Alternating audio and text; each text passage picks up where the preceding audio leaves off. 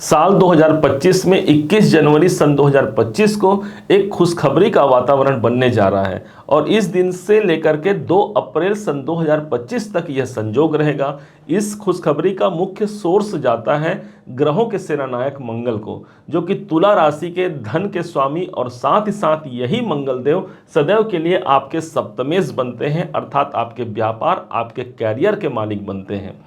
ध्यान देंगे, यदि 2025 में हमको उन्नति के मार्ग पर प्रशस्त होना है, यदि जाकर के हमको समुद्र में मिलना है, हमको सागर में समाहित होना है, तो हमको छोटी छोटी नदियों का सहारा लेकर के ही हम वहां तक पहुंच सकते हैं।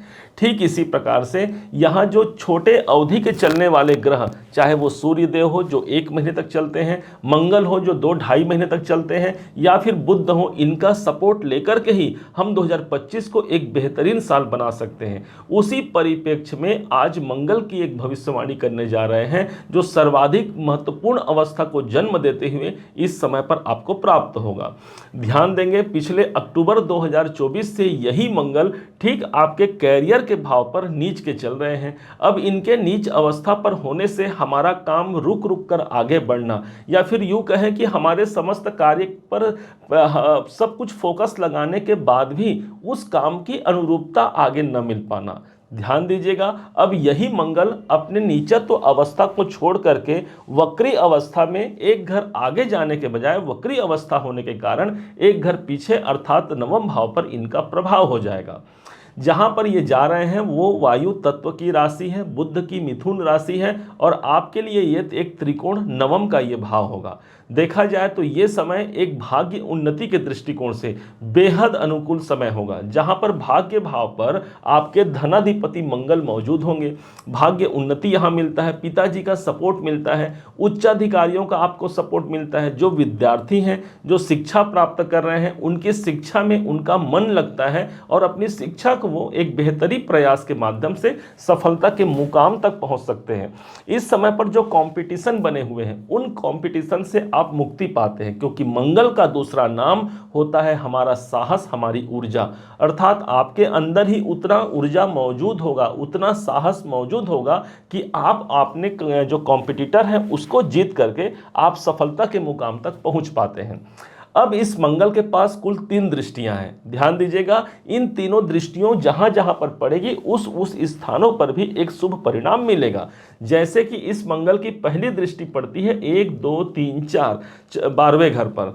आप यदि कोई यात्रा करना चाहते हैं, कहीं बाहर अपने कार्यक्षेत्र को शिफ्ट करना चाहते हैं, तो एक अनुकूल समय रहेगा। ये एक ऐसा समय है जहां पर आप विदेशों से जुड़े हुए कार्य कर सकते हैं। इस समय पर लंबी दूरी की यात्राएं आपकी हो सकती हैं। कोई फॉरेन ट्रिप में आपको जाना है, वो योग यहां पर बना करके मंगल देते हैं 12वें घर पर दृष्टि देके।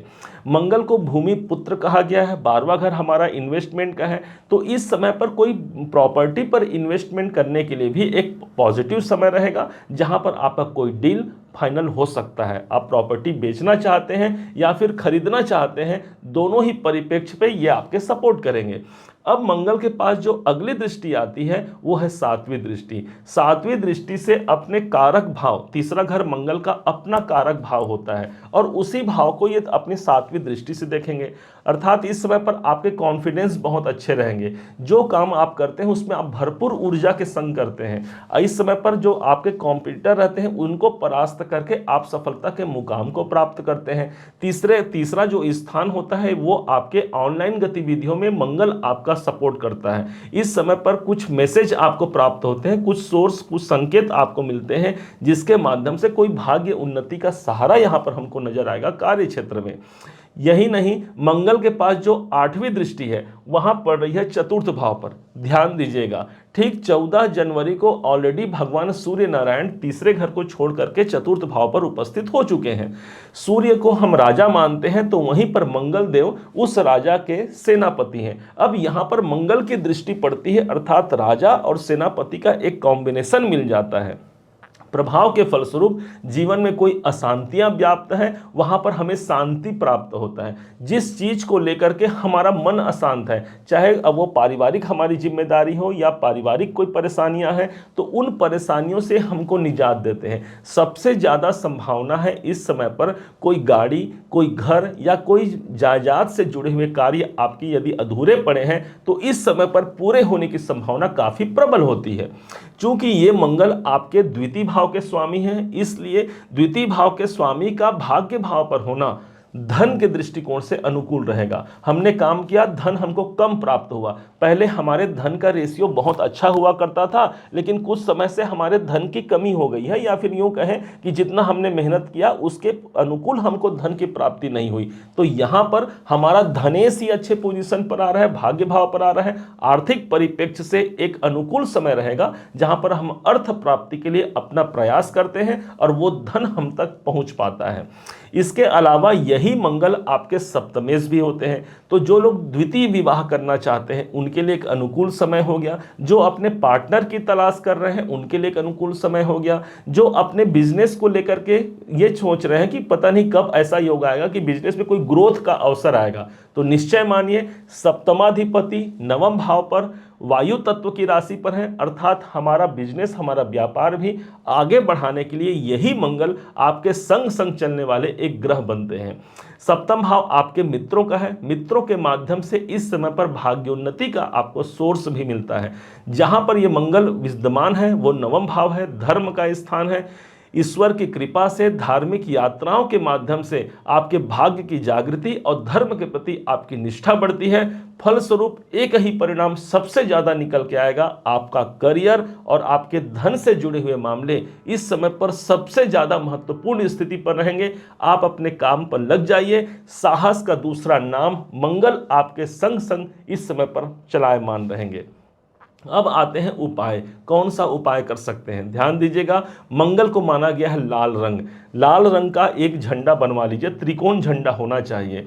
और चूंकि ये वायु तत्व की राशि पर है तो ऐसा स्थान जो वायु तत्व के जो वायु पर जिसका प्रभाव हो, अर्थात किसी हनुमान मंदिर में लाल रंग के झंडे को अर्पण करवा दीजिए, लगवा दीजिए।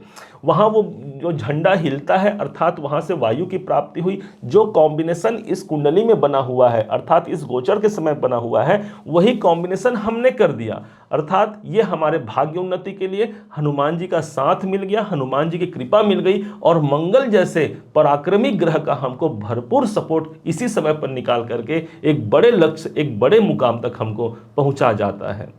उम्मीद है आप सबने इसे समझा, आप सबने इसे जाना। यदि आपने इसे समझा है, जाना है, मेरे समझाने का प्रयास यदि आपको सार्थक लगा हो, मेरे समझाने का तरीका यदि आपको सार्थक लगा हो, तो अपना प्यार भरा लाइक और कमेंट करना कभी मत भूलिएगा। और हाँ, यदि अभी तक आपने चैनल को सब्सक्राइब नहीं किया है, सब्सक्राइब जरूर कीजिएगा। पुनः एक बार फिर आप सभी का दिवस बहुत मंगलमय हो। इन्हीं शुभकामनाओं के साथ जय श्री राम, जय हनुमान।